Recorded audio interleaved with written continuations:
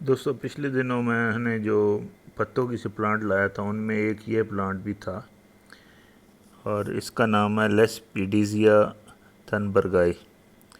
ये एक perennial Bush है और इस बहुत हार्डी प्लांट है ये।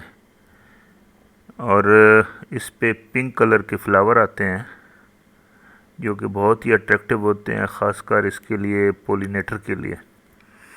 उनमें हनी बीज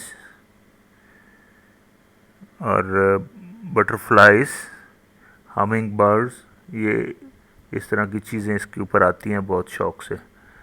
और इसका जो शेप बनती है वो एक फाउंटेन की तरह होती है। नीचे क्राउन से वो पोर्शन होता है जहाँ पे रूट्स एंड उसके ऊपर जब तना स्टार्ट होता है, वो दोनों का जो सेंटर एरिया होता है उसको क्राउन्स कहते हैं। वहाँ से इसकी शूट्स निकलती हैं ऊपर जाके, फिर नीचे डाउनवर्ड आती हैं ये टहनियाँ।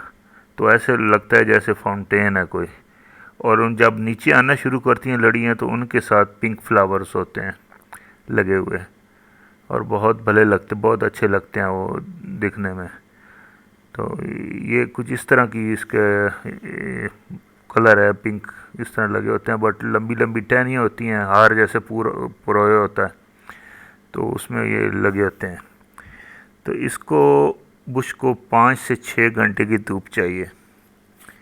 तो आपने इसको ऐसी जगह पे लगाना है जहाँ या तो कोई कॉर्नर हो या दीवार की साइड में हो या कोई पार्क का कोई ऐसा कोना जहाँ से ये दूर से दिखने में इसके पिंक फ्लावर बहुत खूबसूरत दिखाई दें। इसको इतने जो सॉइल है इसकी, वो तो नॉर्मल गार्डन सॉइल इसको चाहिए। और पानी जो है नॉर्मल, कोई इतना वो शुरू के दिनों में जब लगाते हैं तो ज़्यादा केयर करनी पड़ती है, उसके बाद इसको नॉर्मल आपने सॉइल देख के पानी देना है। और विंटर में ये जब ज़्यादा सर्दी पड़ जाती है तो पत्ते गिरा देता है, तो उस वक़्त आपने इसको प्रून कर देना है, क्योंकि इसकी हाइट वैसे भी 6-7 फीट चली जाती है। तो इसको प्रून करने के बाद ये नई शूट्स निकालेगा नीचे से फिर। और अच्छे सीज़न में यानी मार्च अप्रैल वहाँ से फ्लावरिंग बाद में शुरू करेगा और लंबे अरसे तक रहेगी फिर।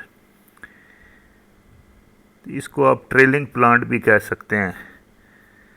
और इसमें हल्का सा सेंट भी कहते हैं, खुशबू होती है। मैं तो अभी लाया हूँ, फर्स्ट टाइम ग्रो कर रहा हूँ मैं। इंशाल्लाह इसको जब चेक करके उसके बाद आपको बताऊंगा कि ये किस तरह का बिहेव कर रहा है, ये कैसा है।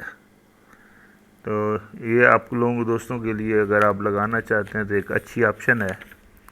और जिसके पास बड़ी लॉन है, बड़ी जगह है या बड़ा घर का है, तो वहाँ लगा सकते हैं आप इजीली।